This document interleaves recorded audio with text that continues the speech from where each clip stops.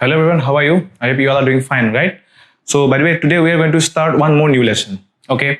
But before that, before starting our today's new lesson, let's recall something about the last lesson that we actually discussed in our last lots of parts. That means we got 6 parts of that last lesson. That last lesson was because nothing but the motion, right? We have actually discussed thoroughly. We have solved problems, right? But when we're actually discussing the motion, first we actually got to know that whenever we have to discuss about the motion, it is nothing but the change of position, right? When we actually understand that concept, that change of position, then we got to know that whenever we change the motion depending on time, that is the rate of change of motion is nothing but what? Speed. Okay, if you give some direction to the speed, it becomes velocity. But when you change the velocities, right, from one velocity to the other velocity, we get what? Acceleration. Now, have you ever wondered, okay, have you ever wondered what actually what is the cause behind these all changes? Okay, there change of positions, okay, there may be some cause which actually leads to change these positions, okay, there is change of velocities, right? What is the cause behind that? And there will be some change of acceleration too, okay, from one velocity to the other velocity, right? Some deceleration, right, is going to decrease from a higher velocity to lower velocity. Lots of things are there. What is the cause behind that? There was a time, okay, when people are not that much of educated, okay, at maybe almost around 400 years ago, 500 years ago, people are not that much of educated, okay, before Einstein, Galileo, okay, that is what I'm actually talking about.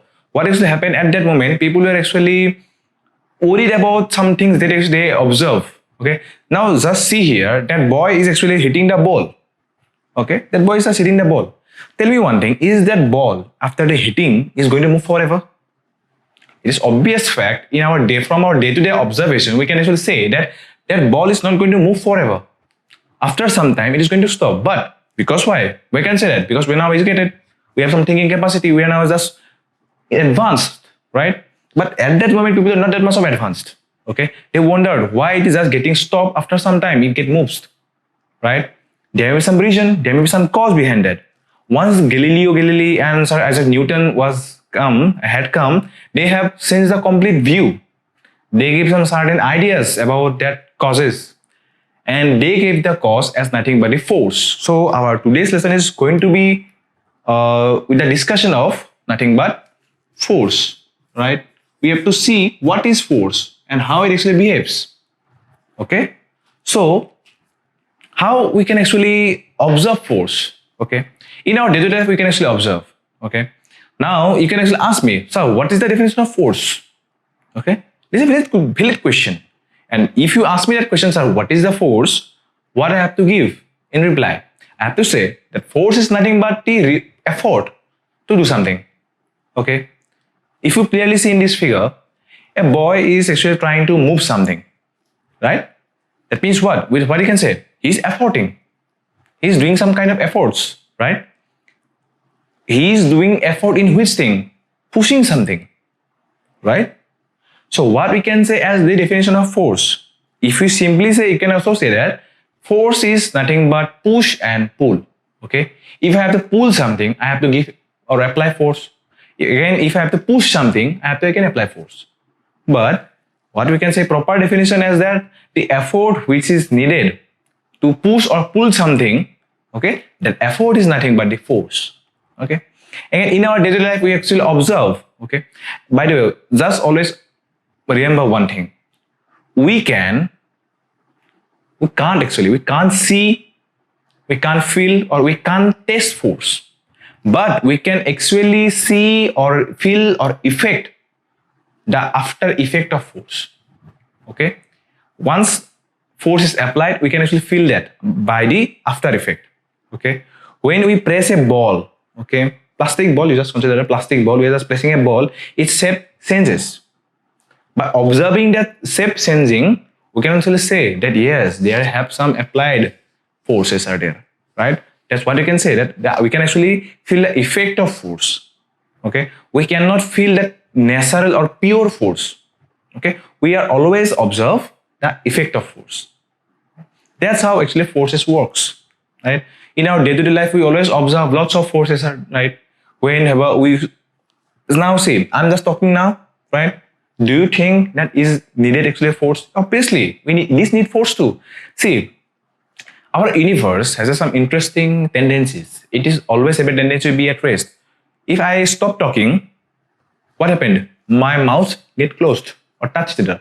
This is my natural tendency. Okay, but if I have to talk, I have to open my mouth.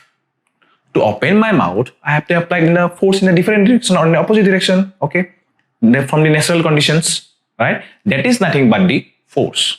Okay, this is the basic idea of the force. Now I think that you have actually understood the concept of force. If somebody asks you that what is actually force, you have to say this is nothing but the effort to push or pull something from a certain position. Okay, so if something has it at rest, if you pull it, it will move towards you. Okay, if you don't want towards you, you just push that, it will move away from you. To do those things, you need what? You have to do some effort. And to do that effort, we are going to need what? We are going to need force. This is the main thing about the force, right? So now we will actually see the types of actually forces. When we are discussing about the motions, we got the types of motions, right? Uniform and non-uniform motion, under which we got the acceleration. We get also got types of acceleration, uniform acceleration and non-uniform acceleration, right? Acceleration and retardation. We got two types of accelerations are there. So as like that, we have to get some type of force too.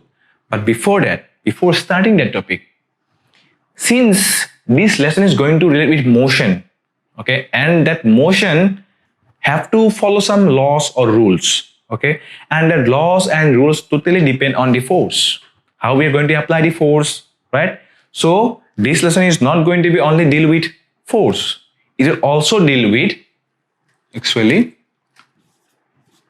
laws of motion. Okay, laws of motion. That means our today's lesson is going to be forces or force or laws of motion. It is quite interesting one. Okay, as like motion, this lesson is quite important and needed for you whenever you actually move towards your higher secondary level. Okay, this lesson is going to be with you forever in your life. So try to understand. This is quite interesting one. Okay, keep some attention, then you will actually understand everything about that. Or I'm going to tell you. Okay, and I will today make this video with animations, and you will love this video too. Okay, now we'll move towards our next topic, that is the nothing but the type of forces. By the way, if you are new to this channel, it's my kind request to you. If you like my videos and like my way of teaching, just like this video and subscribe to my channel. Okay, it always gives me motivation to do or make some lots of videos. Okay, so I will make videos, you just watch it in your home. Okay, if you get any kind of doubts, ask me in my comment section. Okay, now we'll move towards our type of forces. Whenever we have to discuss about the type of forces, basically main two types of forces are there. Okay, which is not actually mentioned in your book, that is nothing but the contact force, and next one is the non-contact force. Okay, non-contact force. These two are the main basic force. Now we will actually see some examples, then it will be clearly visible for you or clearly observational for you. So then you will be imagine the examples. Contact force, its name is actually meaning for you. Contact, that means what? Whenever we actually observe some things which are in contact, like see, I am just moving my hand in the air, right? It is contact, though it is contact with some dust particles around the air, we will consider air is a vacuum. Okay, then I can move my hands in my vacuum, right? So I am just moving my hand here. Okay, it is in contact with nothing. It means what? There is no force. Okay, do I need to move this hand? But there's some kinds of forces are there. Whenever I actually rub my hand, I am having some kind of heat. That means what? Whenever two hands in contact, we have some heat, right? And why that heat actually appears? Because of friction. So what you can say that one example can be the friction, right? One contact force is going to be the contact force. That is nothing but the friction. Now again, whenever you hit a ball, you have to connect that ball with your feet. That means what? That is going to be one more force, hitting a ball, right? Hitting a ball. So you can give lots of and tons of actually examples of that contact force. Now what about the non-contact force? Okay, you may think if there is no contact between two things, how can actually we are going to get the effect of force? But actually you are going to get some non-contact forces are there. But just think, in the next lesson of this, okay, whenever this lesson will end, we are going to start one more lesson, that is nothing but the gravitation. That gravitational force is nothing but the non-contact force. Okay, if you consider two balls like that, the forces between these two balls is nothing but the gravitational force, which is actually can't actually feel. Okay, now just consider a ball. I'm just considering a ball here. Just watch the video. I'm just showing here. If I drop this ball, the moment that it is going to be dropped, there is no contact with the ground. But once I just leave the ball, okay, if there is no force, it should have been moving in this air, na? But it is not moving in the air, it is going downward. That means what? There is some hidden force or non-contact force which is actually pulling it to the ground, right? So that is nothing but what? Gravitational force. Okay, there's one more force. If you consider two charges, okay, and charges are always represented by q, small q, okay, q1 charge and q2 charge. If they are separated by distance of r, okay, separated by distance of r, if the two charges are positive, okay, that positive charges always repel each other like a magnet. Whenever you actually bring a magnet, okay, consider this is a magnet, okay, this is a magnet, and this is actually pin or nail, you can consider that. If there is no actual contact, na, but still this magnet will going to attract this pin or the nail. Okay, this is one more example of the non-contact force, and this one is going to be also a non-contact force. This force is nothing but a Coulomb force. You are going to get this maybe in your electricity lesson, maybe you are going to get in electricity lesson, or maybe in brief you are going to get this in higher secondary level, but it is not known to you maybe, but you should know this. We actually do this in our day-to-day home, right? So this is non-contact force. Whenever we don't have to connect the magnet to the nail to get attracted. If we keep at a actually certain amount of distance, so that magnet is going to attract that nail. That is also a kind of non-contact force, right?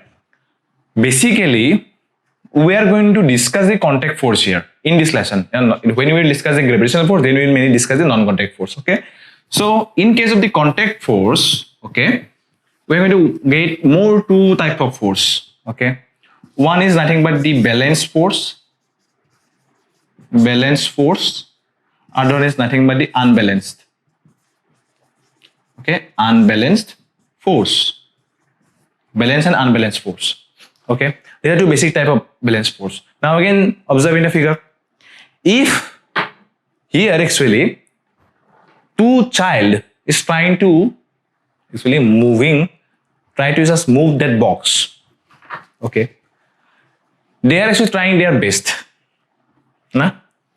If that box is having same amount of force, or they are applying same amount of force on the box that equal to the forces acting in the back side of that box is not going to move. This is one fact. Okay, and what is the backward force? That is nothing but a friction. Okay, and friction always work between the bottom surface of the box and the ground. Okay, there's also the existence of the frictional force. If the frictional force is X in the same amount that they are actually applying, that ball or that box is not going to move. Now consider the second figure or second diagram or the second video where they can actually be able to move that box. Because why?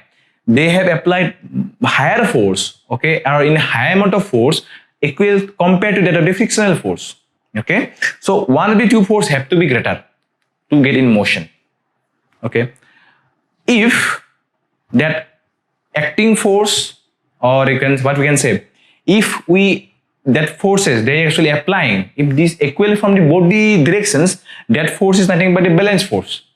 Okay, but if one side of the force getting bigger in size or bigger in amount, that is nothing but the imbalance force. Now consider one thing. If this is a letter A, okay, one person is pulling from here, okay, other person is pulling from here.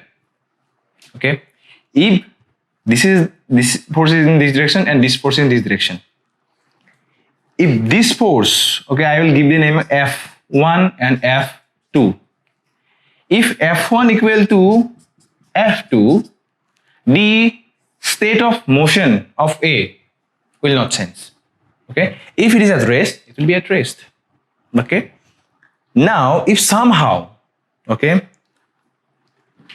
the person who is actually pulling from here become of some kind of greater size, that means he is going to have lots of strength compared to him. So he will push now, or sorry, pull. That is going, then what is going to happen? That F1 is going to be greater than the F2. So now what will happen? Okay, what is going to happen? It will be like looking like that. That means what? That A's position has been changed. Maybe it was in here, baby. Okay, that means A moved towards him. That means he is applying highest amount of force compared to that guy, that small little guy. Okay, so this is the main condition of the unbalanced force.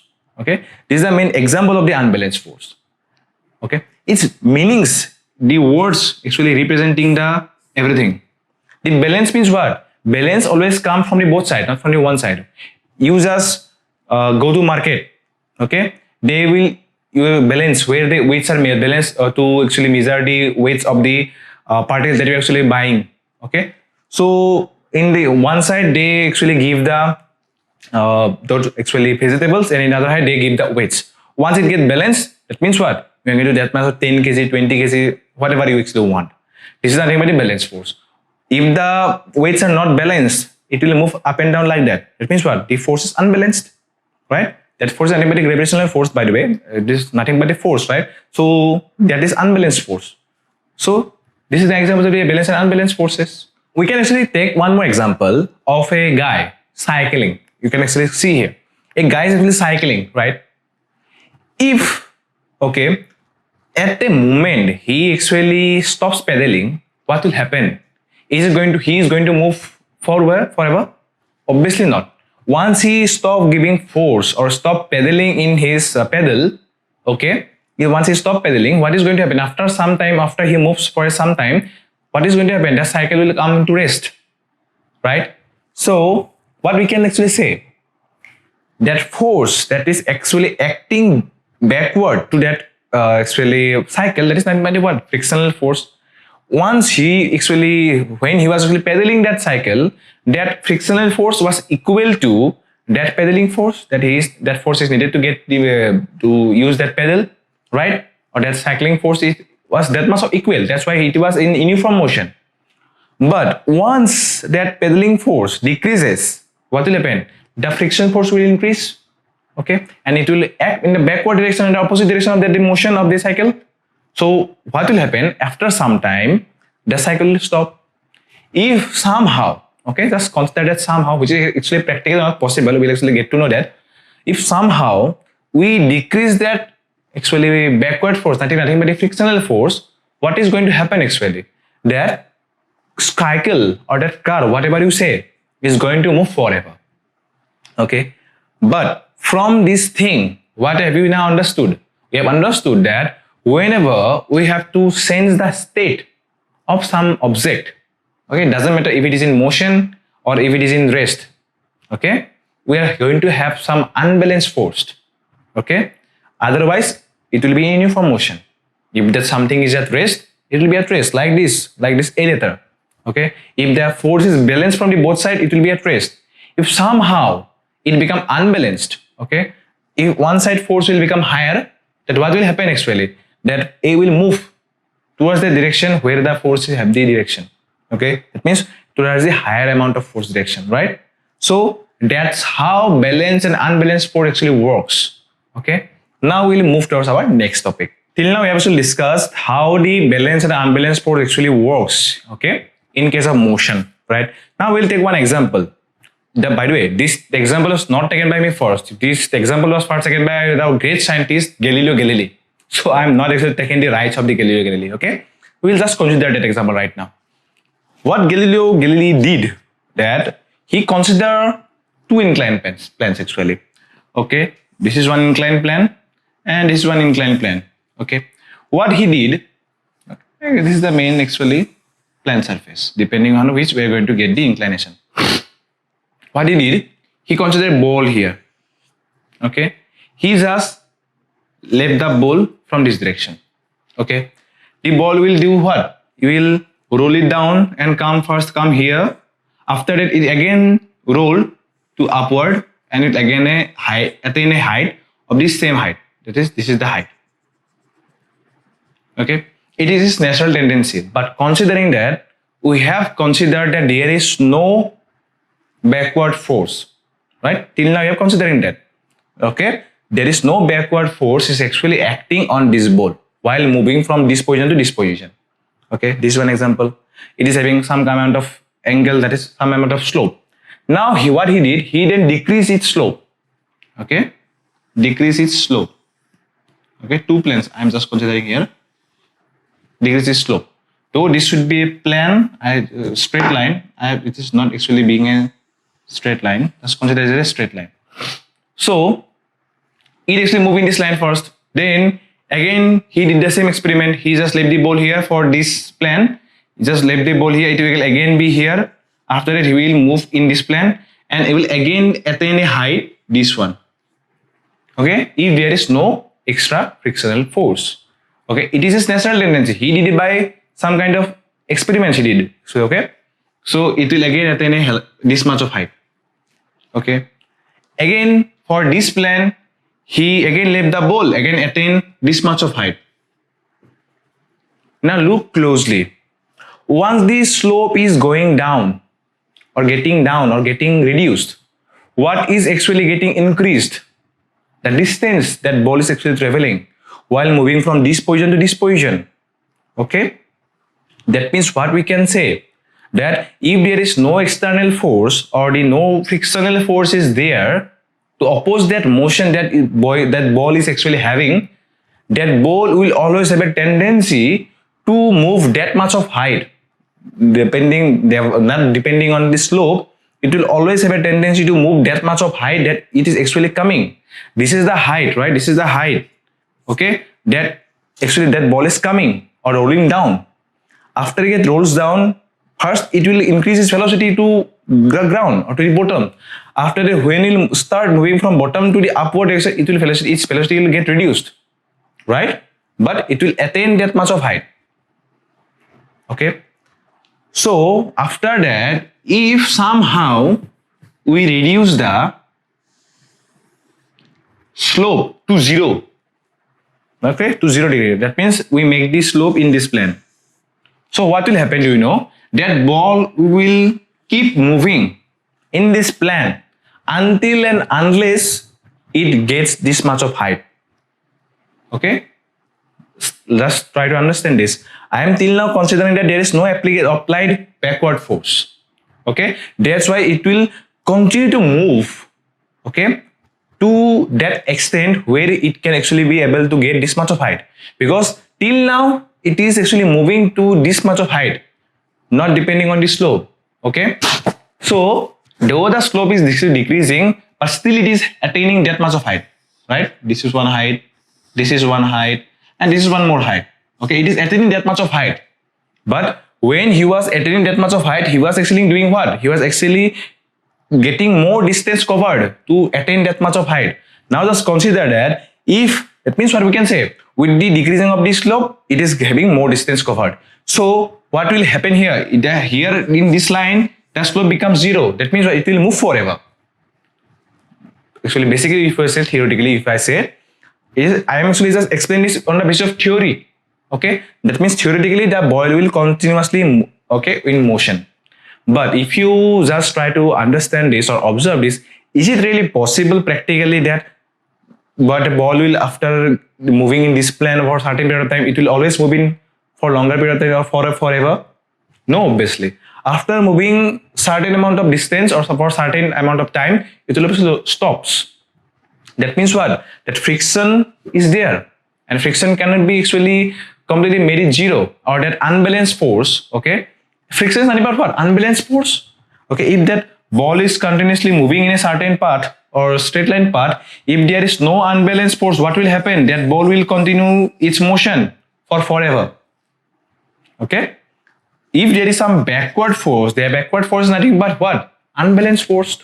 Okay, if that backward force become unbalanced, what will happen? After some time, it will be at rest. or the velocity will slow down, right? So that friction is that kind of force which actually can't be reduced to zero, but we can reduce by some actually amount by applying some kind of oils, some kind of actually water kind of things, or some kind of fluids. By applying those kind of things, we can actually reduce the frictional force, but we can't make it zero.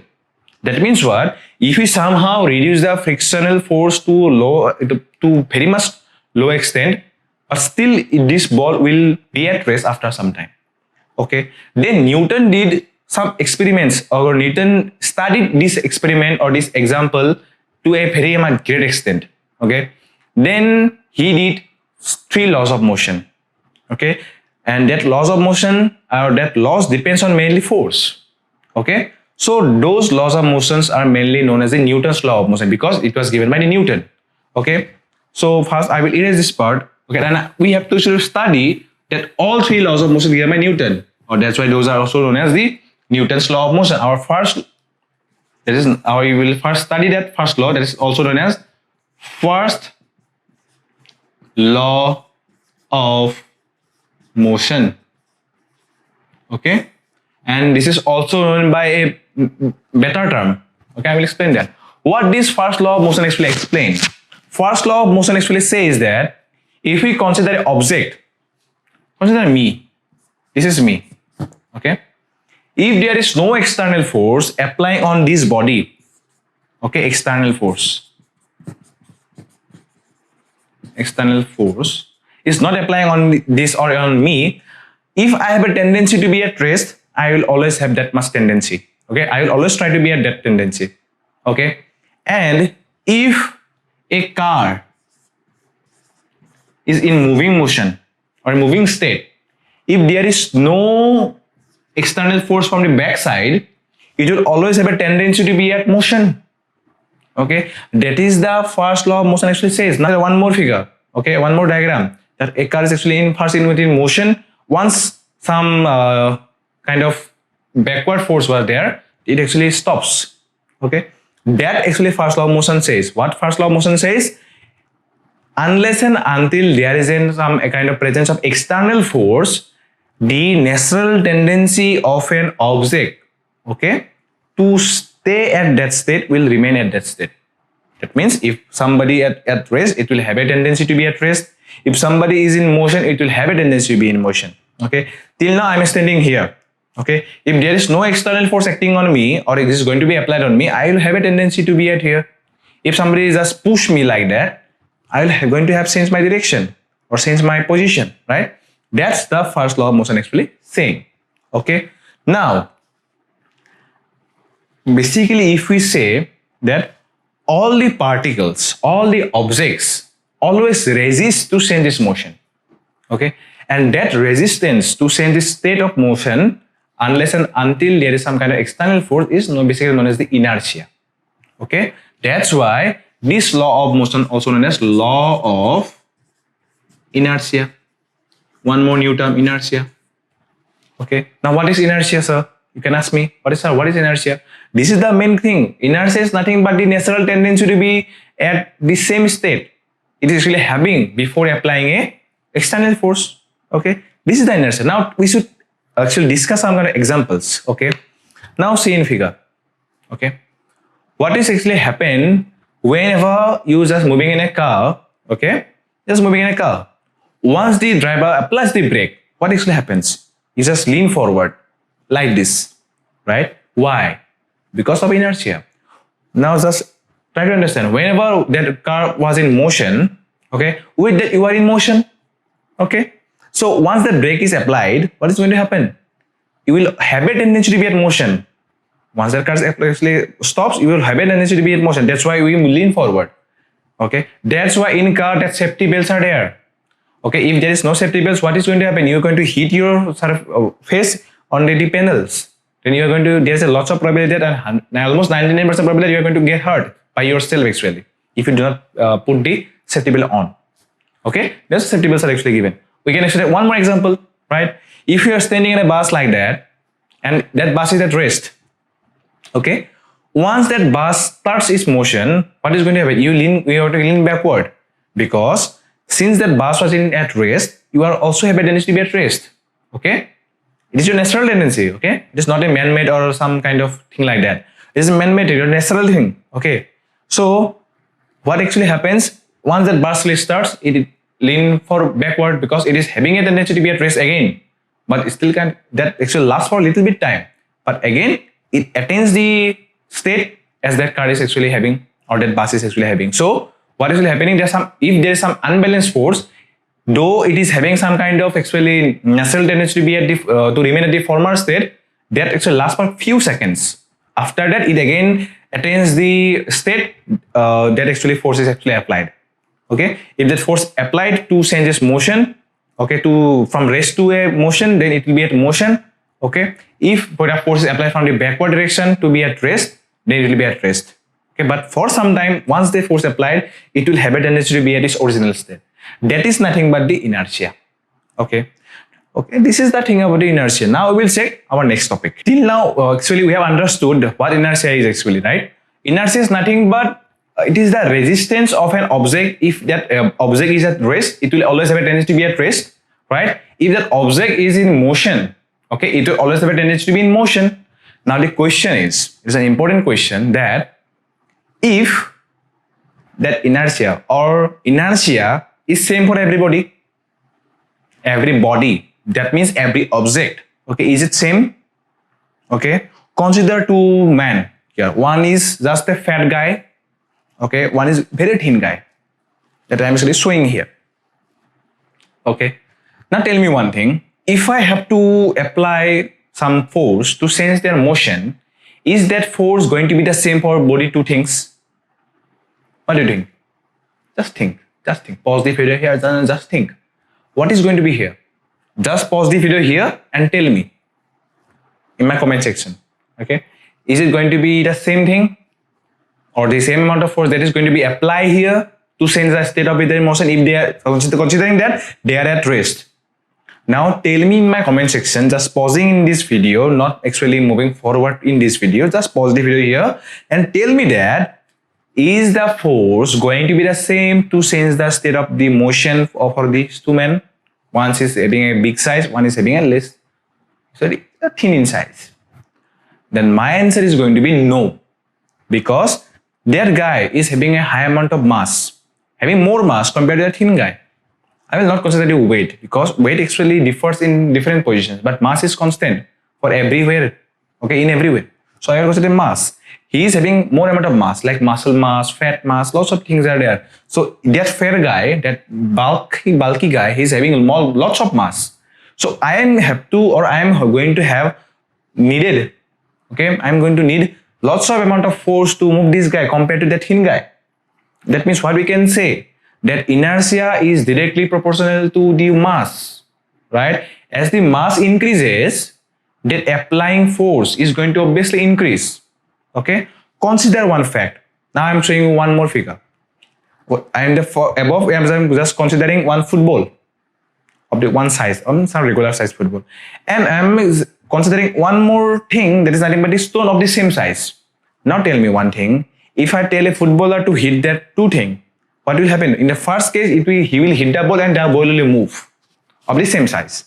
Now what about the stone? If you try to hit that stone, what will happen? He is going to break his own leg by doing that actually thing, right? That thing is like nothing but a foolish thing to do.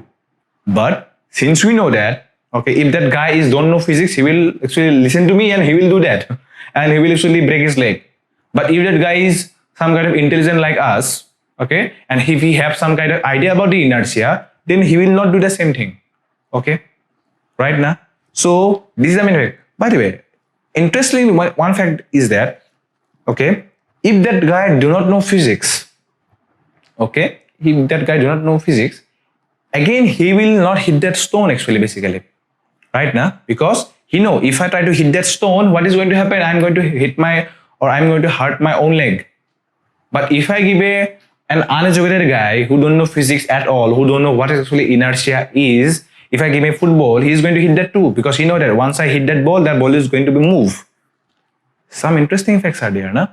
Without getting educated, they know something about, okay, they have some basic ideas, right? This is quite interesting about the knowledge. Like, knowledge that some lots of factors are there. So this is the fact. So what we can say, that inertia is going to be higher, which is for that object which is having higher amount of mass. That means with mass, inertia varies directly. Okay, mass increases, inertia increases. Mass is decreased, inertia is decreased. Okay, we can simply say, just take two buckets. Okay, one bucket is full of water, other bucket is actually empty. Now tell me one thing. Again, just pause here. Just tell me one thing. In which case of bucket we are going to need a high amount of force? Simply, which the bucket is filled with water is going to need most power to actually change its state. This is the fact about the inertia and mass, and that's how it actually mass and inertia is related. Simply you have to write what is the, if some questions are there, what is the relation between inertia and mass? You just simply write once. Okay, if you consider two objects, if one object having higher mass and other having some lower mass, the object which having higher mass going to have higher amount of inertia with compared to that low actually mass, right? So this is the main idea about the inertia and mass. Till now we have actually discussed inertia and mass. In the next class, actually, we'll basically discuss from second law of motion. Or in 2 to 3 class, they actually this theory part will over. Then we will solve some problems. Okay, from this lesson, lots of problems are there relating to force, momentum, and lots of like that. Okay, so we have to solve all these things. Okay, till now we have to discuss all these things. So just go through the video properly. Okay, don't skip anything. I'm just telling you, don't skip it. Otherwise, you're going to not learn properly. Okay, so don't skip it. Oh, by the way, in the last video, I actually not mentioned the winner's name from that last video. Today I will actually mention that. By the way, this is the time to actually announce the winner's name of that quiz competition question. And these are the quiz question. I have actually plotted 4 slopes of the 4 car. In the axis, I have actually plot time, or in the y-axis, I have actually plotted the distance in meter, right? Okay, I gave 4 actually options, right? The first option was actually basically that car A is moving faster than car actually D. That means first option was that car A is moving faster than car D. Obviously not, because this much of distance, okay, this much of distance is getting covered in this amount of time, and D is actually covering this much of distance in this amount of time. That means what? Which car is having higher amount of speed? Obviously D1, right? This is also, that means that it is not a true statement. Now what about the second statement? We'll move, we'll see that what is the second statement given. The car B is the slowest. Obviously one. See, look carefully, that car B is the slowest because car B is traveling highest amount of less amount of distance is highest amount of time. Okay, that car B is actually traveling less distance is highest amount of time. Right, this is the highest amount of time that a car is actually taking. Okay, this is the highest amount of time, but at that highest time, that car actually traveling is less distance. So that statement, correct statement is going to be the option B, or the B is correct. That is, car B is the slowest. Okay, car B is the slowest. Now we will see the actually option C. Okay, what is actually saying? Okay, that option C says that car D is faster than car C. Car D is saying that car D is faster than C. We will observe that this much of distance and this much of distance. Okay, this distance that is considered at 20 meter and this is the 30 meter. 20 meter distance covered in how much second? Consider that 30 seconds. Okay, and 30 meter distance is covered in maybe 20 seconds. Now tell me that which car is actually having highest amount of speed? Obviously car D. That means what you can say, option C is also correct. Car D is having, car D is having highest speed compared to car C.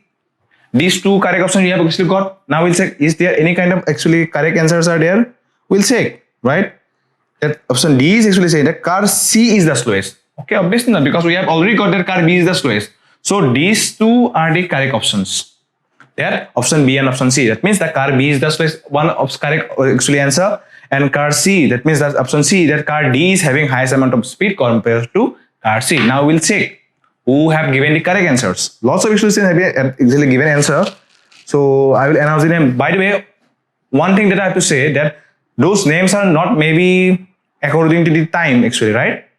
Some students may have actually give the first answer, but maybe in actually YouTube they have arranged the answers in different manner. So sometimes what actually happens that I have just mentioned the winner's name in different positions according to their time. So just don't mind, just check that if your name is here or not. I will consider those names who has given the two answers correct. If somebody has given only the car B is the slowest, then I will not consider them as the winner. Those students have given me the two options correct. Okay, I will announce their name. So I have to check first. Okay, our first winner is going to be, as always, Diptangsu. Okay, Diptangsu. His YouTube channel name is Diptangsu Imperio, but his original name is Diptangsu, right? So he give the correct answer first. Anurudeka give me the correct answer. Then again, Analip Kashyap give me the correct answer. Okay. Then Bandita Soikia give me the correct answer. So he and those students I am actually considered winners. They are completely actually winners. So again, Rakibul Hussain, he gave me the correct answer again. After that, Nikita Kalita give the correct answer. After that, Ritik Sodri give the correct answer. Nibir Mohanto give the correct answer. After that, Salim. At last, Salim give the correct answer. Okay. So these are the winners' name that I actually mentioned. So if your name is not here, don't feel bad. Okay. Maybe you just consider this as the correct answer. Many students consider that car B is the slowest. But what about these two? Okay, this is also there, that car B is having highest amount of speed compared to car C, right? So this is the correct answer. And to those students who have actually participated, big congratulations for you and big thank you for you that you have actually participated. You have actually tried, so just always keep trying. Okay, it is not necessarily necessary that you are going to get the winner's name in your all the videos, right? Sometimes you get your name here, sometimes you may don't. Okay, sometimes you may get, but others don't, right? So it is the fact. Okay, don't worry about that. You all are the winners, but what I have to do, we have to make some things a little bit tough, right? Okay, so because competition is now quite high, right? So we have to announce the winners as like that. So those students I actually considered those who have given me these two options as the correct options, right? So before end this video, I will again conduct one more quiz competition. So I was just wishing that this time all the students will be able to give me the correct answer. So I will write this question down. Then you have to write this question down in your copy. Just think it. Okay. Try to understand the concept that I have today given. Then try to answer me. Okay. Clear? Okay. Just I will write this down. This is my today's quiz competition question. Now write this down in your copy. And first I will actually explain what this question is. It is saying that what is not true about the unbalanced force. Today we will discuss the balanced and unbalanced force. First try to understand the concept. Okay, then try to answer the questions. Okay, I have just given you 4 points or 4 objections. Okay, so you have to choose the correct object. Okay, correct answer from here. That option A is saying that it can change the velocity of the object. Option B is saying that we can change the direction. Okay, option C is saying that change the momentum. It can change the momentum. Now, what is the momentum? I will actually explain in the next part, but still I can actually give some example that whenever you multiply the mass with the velocity. Right, whenever you apply some force to an object, if it changes its direction, okay, it's going to have some kind of momentum, okay, and that momentum is nothing but the mass into velocity. Then we are going to get the momentum, okay. And the third or last option is the change the shape of the body. So you have to find out the correct answer from here, which is not true about the unbalanced force. Then first you have to clear a concept of the balanced and unbalanced force. This is the reason that's why you have to watch the video fully. Don't skip anything. Okay, I'm just telling you like that. So after that, you have to actually give the correct answer. You will be able to do that. Okay, I have some full confidence in you. But before that, you have to watch the video completely. Okay, then you'll be able to give the correct answer. So in the next video, again, I will actually announce the winner's name. Okay, so today is 25 maybe, right? Today is 25. So I will actually announce the winner's name in the next video. Okay, till then you have still time.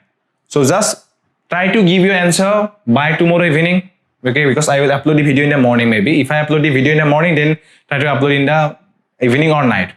Okay, this is better, okay? Okay, so this is the fact. So we will meet you in the next video, okay? Till then, stay safe, stay happy, okay? Don't go outside of your home if it is not needed. stay safe just, okay? Keep yourself healthy, okay? If you are healthy, then you'll be able to get lots of knowledge, okay? Otherwise, what will happen? You have to skip those videos, right? Because if you feel sick, so it is better that you should keep yourself healthy, okay? We'll meet you in the next video. Till then, bye-bye.